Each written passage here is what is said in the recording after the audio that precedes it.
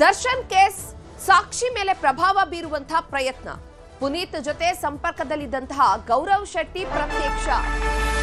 ಮಂಗಳೂರು ಏರ್ಪೋರ್ಟ್ನಲ್ಲಿ ವಿಜಯಲಕ್ಷ್ಮಿ ಜೊತೆಗೆ ಕಂಡಂತಹ ಗೌರವ್ ಶೆಟ್ಟಿ.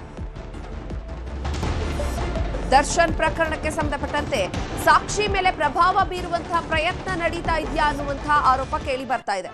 ಪುನೀತ್ ಜೊತೆಗೆ ಗೌರವ್ ಶೆಟ್ಟಿ ಪ್ರತ್ಯಕ್ಷವಾಗಿರುವಂತದ್ದು, ಸಂಪರ್ಕದಲ್ಲಿ ಇರುವಂತದ್ದು ಇದಕ್ಕೆ ಎಡೆ ಮಾಡಿಕೊಡ್ತಾ ಇರುವಂತದ್ದು ಅನುಮಾನಕ್ಕೆ.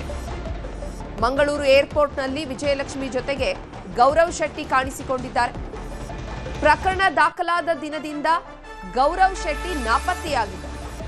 ಆರೋಪಿ ಪುನೀತ್ ಜೊತೆಗೆ ಗೌರವ್ ಶೆಟ್ಟಿ, ಕಿರಣ್ ರೆಡ್ಡಿ ಸಂಪರ್ಕವನ್ನ ಹೊಂದಿದ. ಎಫ್ಎಸ್ಎಲ್ನಿಂದ ಪ್ರಾಥಮಿಕ ಮಾಹಿತಿಯನ್ನ ಪಡೆದಿದ್ದಾರೆ ಪೊಲೀಸರು. ಈಗ ಅರೆಸ್ಟ್ ಆಗ್ತಾನಾ ಅನ್ನುವಂಥದ್ದೇ ಪ್ರಶ್ನೆ. ವಾಟ್ಸ್ಆಪ್ ಮೂಲಕ ಪುನೀತ್ ಜೊತೆ ಗೌರವ್ ಮತ್ತು ಕಿರಣ್ ರೆಡ್ಡಿ ಇಬ್ರು ಕೂಡ ಸಂಪರ್ಕದಲ್ಲಿ ಇದ್ರು ಅನ್ನುವಂಥ ಆರೋಪ ಇದೆ. ಗೌರವ್ ಶೆಟ್ಟಿಯ ಬಂಧನ ಆದ್ರೆ ಹೊಸ ತಿರುವನ್ನ ಪಡೆಯುತ್ತೆ ಈ ಪ್ರಕರಣ. ಮಂಗಳೂರಲ್ಲಿ ಸದ್ಯಕ್ಕೆ ಪ್ರತ್ಯಕ್ಷರಾಗಿದ್ದಾರೆ. ಅರೆಸ್ಟ್ ಆಗ್ತಾನಾ ಗೌರವ್ ಶೆಟ್ಟಿ? ಅರೆಸ್ಟ್ ಆಗುವಂತಹ ಸಾಧ್ಯತೆ ಇದೆ. ಸಾಕ್ಷಿ ಮೇಲೆ ಪ್ರಭಾವ ಬೀರುವಂತಹ ಪ್ರಯತ್ನ ನಡೆದಿತ್ತು ಅನ್ನುವಂತಹ ಆರೋಪ ಕೇಳಿ ಬರ್ತಾ ಇದೆ. ಪುನೀತ್ ಜೊತೆಗೆ ಗೌರವ್ ಶೆಟ್ಟಿ ಈಗ ಪ್ರತ್ಯಕ್ಷವಾಗಿರುವಂತದ್ದು. ಮಂಗಳೂರು ಏರ್ಪೋರ್ಟ್ ಅಲ್ಲಿ ವಿಜಯಲಕ್ಷ್ಮಿ ಜೊತೆ ಗೌರವ್ ಶೆಟ್ಟಿ ಕಾಣಿಸಿಕೊಂಡಿದ್ದಾರೆ.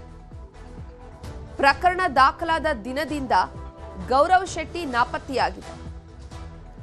ಆರೋಪಿ ಪುನೀತ್ ಜೊತೆಗೆ ಗೌರವ್ ಶೆಟ್ಟಿ, ಕಿರಣ್ ರೆಡ್ಡಿ ಸಂಪರ್ಕ ಹೊಂದಿದ್ದಾರೆ. ಅವರ ಮೇಲೆ ಪ್ರಭಾವ ಬೀರುವಂತಹ ಪ್ರಯತ್ನವನ್ನ ಮಾಡಿದ್ದಾರೆ. ಎಫ್ಎಸ್ಎಲ್ನಿಂದ ಪ್ರಾಥಮಿಕ ಮಾಹಿತಿಯನ್ನ ಪಡ್ಕೊಂಡಿದ್ದಾರೆ ಪೊಲೀಸರು. ವಾಟ್ಸಪ್ ಮೂಲಕ ಪುನೀತ್ ಜೊತೆ ಸಂಪರ್ಕದಲ್ಲಿ ಇದ್ದ ಅನ್ನುವಂಥದ್ದು ಎಫ್ಎಸ್ಎಲ್ ವರದಿಯ ಪ್ರಕಾರ ದೃಢಪಟ್ಟಿದೆ. ಗೌರವ್ ಮತ್ತು ಕಿರಣ್ ರೆಡ್ಡಿ, ಗೌರವ್ ಶೆಟ್ಟಿ ಬಂಧನ ಆದ್ರೆ ಹೊಸ ತಿರುವನ್ನ ಪಡೆಯುತ್ತೆ ಪ್ರಕರಣ. ಗೌರವ್ ಶೆಟ್ಟಿ ಈಗ ಮಂಗಳೂರಿನಲ್ಲಿ ಪ್ರತ್ಯಕ್ಷವಾಗಿದ್ದು ಅರೆಸ್ಟ್ ಆಗ್ತಾರಾ ಅನ್ನೋದನ್ನ ಕಾದು ನೋಡ್ಬೇಕಿದೆ. ನೋಡಿ, ವಿಜಯಲಕ್ಷ್ಮಿ ಕೂಡ ಇದ್ದಾರೆ. ವಿಜಯಲಕ್ಷ್ಮಿ ಜೊತೆಗೆ ಪ್ರತ್ಯಕ್ಷ ಆಗಿರುವಂತದ್ದು. ಈ ಬಗ್ಗೆ ಹೆಚ್ಚಿನ ಮಾಹಿತಿಯನ್ನ ನೀಡ್ತಾರೆ ನಮ್ಮ ಪ್ರತಿನಿಧಿ ಮಾದೇಶ್. ದೂರವಾಣಿ ಸಂಪರ್ಕದಲ್ಲಿ ಜಾಯ್ನ್ ಆಗಿದ್ದಾರೆ. ಮಾದೇಶ್, ದರ್ಶನ್ ಪ್ರಕರಣಕ್ಕೆ ಸಂಬಂಧಪಟ್ಟಂತೆ ಈಗ ಗೌರವ್ ಶೆಟ್ಟಿ ಏರ್ಪೋರ್ಟ್ ಅಲ್ಲಿ ಪ್ರತ್ಯಕ್ಷ ಆಗಿದ್ದಾರೆ, ಜೊತೆಗೆ ವಿಜಯಲಕ್ಷ್ಮಿ ಕೂಡ ಇದ್ದಾರೆ. ಏನೆಲ್ಲ ಅಪ್ಡೇಟ್ ಸಿಗ್ತಾ ಇದೆ? ಚೈತ್ರ, ಈಗಾಗಲೇ ಈ ಒಂದು ಪ್ರಕರಣಕ್ಕೆ ಸಂಬಂಧಪಟ್ಟಂತೆ ಅಂದ್ರೆ ರೇಣುಕಾಸ್ವಾಮಿ ಕೊಲೆ ಪ್ರಕರಣದ 49ನೇ ಸಾಕ್ಷಿ ಸಂದೀಪ್ ಎಂಬಾತನಿಗೆ ಬೆದರಿಕೆ ಹಾಕಿದ್ದ ಪ್ರಕರಣಕ್ಕೆ ಸಂಬಂಧಪಟ್ಟಂತೆ ಕಾಮಾಕ್ಷಿಪಾಳ್ಯ ಪೊಲೀಸರು 3 ಜನರನ್ನ ಬಂಧನ ಮಾಡುವಂತ ಕೆಲಸವನ್ನ ಮಾಡಿದ್ರು. ಪುನೀತ್ ಅಂತ ಸೇರಿ ಒಟ್ಟಿನಲ್ಲಿ 3 ಜನರನ್ನ ಬಂಧನ ಮಾಡುವಂತ ಕೆಲಸವನ್ನು ಮಾಡಿದ್ರು. ಆ ಒಂದು ಪ್ರಕರಣದಲ್ಲಿ ಪ್ರಮುಖ ಆರೋಪಿ ಪುನೀತ್ ಇರ್ತಾನೆ.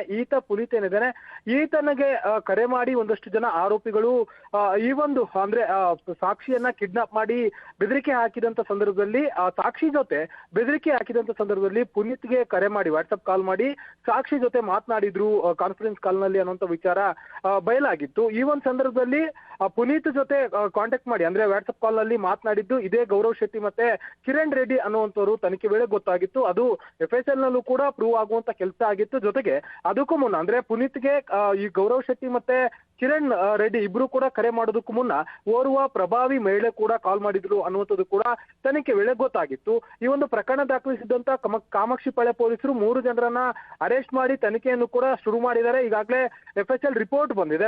ಒಂದಷ್ಟು ತಾಂತ್ರಿಕ ಎವಿಡೆನ್ಸ್ ಗಳನ್ನು ಕೂಡ ಕಲೆಕ್ಟ್ ಮಾಡೋದಕ್ಕೆ ಪೊಲೀಸರು ಮುಂದಾಗಿದ್ದಾರೆ. ಈ ಒಂದು ಪ್ರಕರಣದ ಬೆನ್ನಲ್ಲೇ ಇಬ್ಬರು ಆರೋಪಿಗಳು ಎಸ್ಕೇಪ್ ಆಗಿದ್ರು. ಅಂದ್ರೆ ಗೌರವ್ ಶೆಟ್ಟಿ ಮತ್ತೆ ಕಿರಣ್ ರೆಡ್ಡಿ ಇಬ್ಬರು ಕೂಡ ಎಸ್ಕೇಪ್ ಆಗಿದ್ರು. ಅವರಿಗೆ ನೋಟಿಸ್ ಅನ್ನು ಕೊಟ್ಟರು ಕೂಡ ಕ್ಯಾರೆ ಅನ್ನೋದೇ ಎಸ್ಕೇಪ್ ಆಗುವಂತ ಕೆಲಸ ಆಗಿತ್ತು. ಈಗ ಇದಕ್ಕಿದ್ದಂಗೆ ಮಂಗಳೂರಿನಲ್ಲಿ ಏರ್ಪೋರ್ಟ್ ನಲ್ಲಿ ವಿಜಯಲಕ್ಷ್ಮಿ ಜೊತೆ ಈ ಗೌರವ್ ಶೆಟ್ಟಿ ಕಾಣಿಸ್ಕೊಂಡಿರೋದ್ರಿಂದ ಮತ್ತೊಂದು ಸ್ಫೋಟಕ ತಿರುವು ಪಡೆದುಕೊಳ್ತಿದೆ. ಯಾಕಂದ್ರೆ ಈ ಒಂದು ಪ್ರಕರಣದಲ್ಲಿ ಈತ ಅಂದ್ರೆ ಗೌರವ್ ಶೆಟ್ಟಿ ಏನಿದ್ದಾನೆ, ಈತ ಪುನೀತ್ ಕೂಡ ಒಂದು ಸಾಕ್ಷಿಗೆ ಬೆದರಿಕೆ ಕೇಸ್ ನಲ್ಲಿ ಪ್ರಮುಖ ಆರೋಪಿ. ಆದ್ರೆ ಆ ಪುನೀತ್ ರೇಣುಕಾಸ್ವಾಮಿ ಕೊಲೆ ಪ್ರಕರಣದಲ್ಲಿ ಆತ ಸಾಕ್ಷಿಯಾಗಿರ್ತಾನೆ. ಒಬ್ಬ ಸಾಕ್ಷಿಯೇ ಮತ್ತೋರ್ವ ಸಾಕ್ಷಿಗೆ ಕರೆದುಕೊಂಡು ಹೋಗಿ ಬೆದರಿಕೆ ಹಾಕಿರುವಂತ ಒಂದು ಪ್ರಸಂಗ ಎದುರಾಗಿತ್ತು. ಸೊ ಈ ಒಂದು ಪ್ರಕರಣದಲ್ಲಿ ಈಗಾಗಲೇ ಗೌರವ್ ಶೆಟ್ಟಿಯನ್ನ ಹುಡುಕಾಟ ಮಾಡುವಂತ ಕೆಲಸವನ್ನ ಕಾಮಾಕ್ಷಿಪಾಳ್ಯ ಪೊಲೀಸರು ಮಾಡ್ತಿದ್ರು. ಇಷ್ಟು ದಿನಗಳ ಕಾಲ ಪೊಲೀಸರ ನೋಟಿಸ್ಗೂ ಉತ್ತರಿಸಿದೆ. ಮತ್ತೆ ಎಸ್ಕೇಪ್ ಆಗಿದ್ದಂತಹ ಗೌರವ್ ಶೆಟ್ಟಿ ಈಗ ನೇರವಾಗಿ ವಿಜಯಲಕ್ಷ್ಮಿ ಜೊತೆ ಏಕಾಏಕಿ ಏರ್ಪೋರ್ಟ್ ನಲ್ಲಿ ಕಾಣಿಸ್ಕೊಂಡಿರೋದ್ರಿಂದ ಆತನನ್ನ ನೇರವಾಗಿ ಅರೆಸ್ಟ್ ಮಾಡುವಂತ ಸಾಧ್ಯತೆ ಕೂಡ ಇದೆ. ಈಗಾಗಲೇ ವಿಚಾರಣೆಗೆ ಕರೆಯುವಂತ ಕೆಲಸವನ್ನ ಪೊಲೀಸರು ಮಾಡಿದ್ರು. ಅಂದ್ರೆ FSL ನಲ್ಲಿ ಗೌರವ್ ಶೆಟ್ಟಿ ಮತ್ತೆ ಕಿರಣ್ ರೆಡ್ಡಿ ಇಬ್ರು ಕೂಡ ಕಾನ್ಫರೆನ್ಸ್ ಪುನೀತ್ಗೆ ಕರೆ ಮಾಡಿ ಪುನೀತ್ ಮೂಲಕ ಕಾರಿನಲ್ಲಿ ಕಿಡ್ನಾಪ್ ಮಾಡಿದಂತಹ ಸಾಕ್ಷಿ ಸಂದೀಪ್ಗೆ ಬೆದರಿಕೆ ಹಾಕಿರುವಂತದ್ದು ಮೇಲ್ನೋಟಕ್ಕೆ ಈಗಾಗಲೇ ಪ್ರೂವ್ ಆಗಿದೆ. ಅದನ್ನ ವಿಚಾರಣೆ ಮಾಡೋದಕ್ಕೆ ಅಂತೇಳಿ ಕಿರಣ್ ರೆಡ್ಡಿ ಮತ್ತೆ ಗೌರವ್ ಶೆಟ್ಟಿ ಇಬ್ರಿಗೂ ಕೂಡ ನೋಟಿಸ್ ನೀಡುವಂತ ಕೆಲಸ ಆಗಿತ್ತು. ಆದ್ರೆ ಇಷ್ಟು ದಿನಗಳ ಕಾಲ ಗೌರವ್ ಶೆಟ್ಟಿ ಕಾಣೆಯಾಗಿದ್ದ. ಈಗ ಏಕಾಏಕಿ ಏರ್ಪೋರ್ಟ್ ನಲ್ಲಿ ಅದು ಕೂಡ ವಿಜಯಲಕ್ಷ್ಮಿ ಅವರ ಜೊತೆ ಕಾಣಿಸ್ಕೊಂಡಿರೋದು ಸ್ಫೋಟಕ ತಿರುವು ಪಡೆದುಕೊಳ್ಳುವಂತ ಕಾಣುತ್ತೆ. ಈಗಾಗಲೇ ಆತನನ್ನ ಅರೆಸ್ಟ್ ಮಾಡುವಂತ ಸಾಧ್ಯತೆ ಕೂಡ ಇದೆ. ಸದ್ಯಕ್ಕೆ ಆತ ಬೆಂಗಳೂರಿನಲ್ಲಿ ಇರ್ಲಿಲ್ಲ ಅಥವಾ ಕರ್ನಾಟಕದಲ್ಲಿ ಇರ್ಲಿಲ್ಲ ಅನ್ನುವಂತ ವಿಚಾರ ಪೊಲೀಸರಿಗಿತ್ತು. ಈಗ ಏಕಾಏಕಿ ಈ ರೀತಿ ಕಾಣಿಸ್ಕೊಂಡಿರೋದ್ರಿಂದ ಆತನನ್ನ ವಿಚಾರಣೆಗೆ ಕರೆಯುವಂತ ಕೆಲಸವನ್ನ ಪೊಲೀಸರು ಮಾಡ್ತಾರೆ. ಒಂದ್ ವೇಳೆ ಅರೆಸ್ಟ್ ಮಾಡುವಂತ ಸಾಧ್ಯತೆ ಕೂಡ ಇರ್ಬೋದು. ಅರೆಸ್ಟ್ ಆದ್ಮೇಲೆ ಈ ಒಂದು ಕೇಸ್ಗೆ ಮತ್ತಷ್ಟು ಸ್ಫೋಟಕ ತಿರುವು ಪಡೆದುಕೊಳ್ಳುವಂತಹ ಸಾಧ್ಯತೆ ಇದೆ. ಮತ್ತೆ ಇವರ ಹಿಂದೆ ಓರ್ವ ಪ್ರಭಾವಿ ಮಹಿಳೆ ಕೂಡ ಇರೋದು ಈಗಾಗಲೇ ಪೊಲೀಸರಿಗೆ ಸಸ್ಪೆಕ್ಟ್ ಇದೆ. ಹೀಗಾಗಿ ಆ ಮಹಿಳೆ ಯಾರು ಏನು ಅನ್ನೋದಕ್ಕೆ ಸಂಬಂಧಪಟ್ಟಂತೆ ಕೂಡ ಮುಂದಿನ ಹಂತದಲ್ಲಿ ದೊಡ್ಡ ಸ್ಫೋಟಕ ವಿಚಾರಗಳು ಕೂಡ ಹೊರಗಡೆ ಬರುವಂತಹ ಸಾಧ್ಯತೆ ಇದೆ. ಚೈತ್ರ, ಧನ್ಯವಾದ ಮದೇಶ್ ತಮ್ಮ ಮಾಹಿತಿಗಾಗಿ.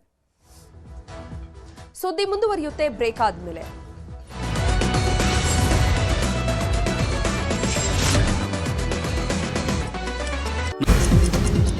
ದೇವಾಲಯದ ಗಾಳಿಗೋಪುರ ಧ್ವಂಸ ಮಾಡಿದ್ದಾರೆ ಅಂತ ಜಿಬಿಎ ವಿರುದ್ಧ ಆರೋಪ ಕೇಳಿಬಂದಿದೆ. ಬೆಂಗಳೂರಿನ ಮಹಾದೇವಪುರದ ಎಇಸಿಎಸ್ ಲೇಔಟ್ನಲ್ಲಿ ಘಟನೆ ನಡೆದಿದೆ.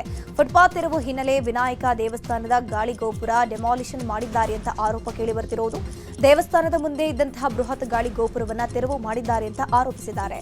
40 ವರ್ಷಗಳ ಹಳೆಯ ಗಾಳಿಗೋಪುರ ತೆರವು ಮಾಡಿರುವುದಕ್ಕೆ ಭಾರಿ ಆಕ್ರೋಶ ಕೂಡ ವ್ಯಕ್ತವಾಗಿದೆ.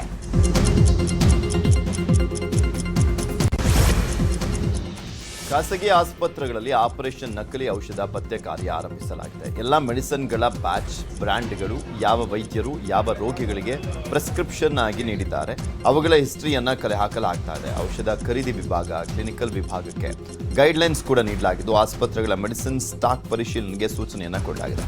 ಪ್ರತಿಯೊಂದು ಔಷಧಿಯ ಪರ್ಚೇಸ್ ಇನ್ವಾಯ್ಸ್ ಕಡ್ಡಾಯವಾಗಿ ಸಂರಕ್ಷಣೆ ಮಾಡಲಿಕ್ಕೆ ಸೂಚನೆಯನ್ನ ಕೊಡಲಾಗಿದೆ. ಪೊಲೀಸರ ಆದೇಶವನ್ನು ಮೀರಿ ಮತ್ತೆ ಹೊಸಕೋಟೆ ಬಿರಿಯಾನಿ ಸೆಂಟರ್ ಓಪನ್ ಮಾಡಲಾಗಿದೆ. ಇತ್ತೀಚೆಗಷ್ಟೇ ಬಿರಿಯಾನಿ ಸೆಂಟರ್ ಮಾಲೀಕರನ್ನು ಕರೆಸಿ ಹೊಸಕೋಟೆ ಪೊಲೀಸರು ಸಭೆ ನಡೆಸಿದರು. ಯಾವುದೇ ಕಾರಣಕ್ಕೂ 4 ಗಂಟೆಗೆ ಹೋಟೆಲ್ ತೆರೆಯದಂತೆ ಇನ್ಸ್ಪೆಕ್ಟರ್ ಗೋವಿಂದ್ ಎಚ್ಚರಿಕೆ ಕೊಟ್ಟಿದ್ರು. ಆದ್ರೀಗ ಪೊಲೀಸರ ಆದೇಶಗಳನ್ನು ಗಾಳಿಗೆ ತೂರಿ ಮತ್ತೆ ಮುಂಜಾನೆ 4 ಗಂಟೆಗೆ ಬಿರಿಯಾನಿ ಸೆಂಟರ್ ಓಪನ್ ಮಾಡಲಾಗಿದೆ. ಇನ್ನು ಬಿರಿಯಾನಿ ತಿನ್ನೋಕೆ ಜನರು ಕೂಡ ಮುಗಿಬಿದ್ದಿದ್ದಾರೆ.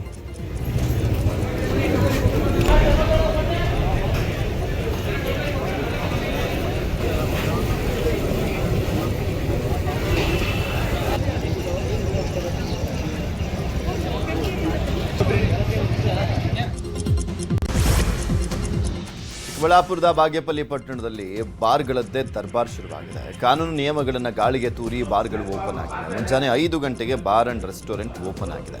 ಅಬಕಾರಿ ಅಧಿಕಾರಿಗಳಿಗೆ ಈ ಬಗ್ಗೆ ಮಾಹಿತಿ ಇದ್ರೂ ಕೂಡ ಯಾವುದೇ ಕ್ರಮ ಕೈಗೊಳ್ಳದೇ ಇರೋದಕ್ಕೆ ಭಾರಿ ಆಕ್ರೋಶ ವ್ಯಕ್ತವಾಗ್ತಾ ಇದೆ. ಬೆಂಗಳೂರಿನಲ್ಲಿ ಇಂದು ಹಲವೆಡೆ ವಿದ್ಯುತ್ ವ್ಯತ್ಯಯ ಉಂಟಾಗಲಿದೆ. ಪ್ರೆಸ್ಟೀಜ್, ಪಾಲ್ಕನ್ ಸಿಟಿ, ಇಸ್ಕಾನ್ ಉಪಕೇಂದ್ರ ನಿರ್ವಹಣಾ ಕಾಮಗಾರಿ ಹಿನ್ನೆಲೆ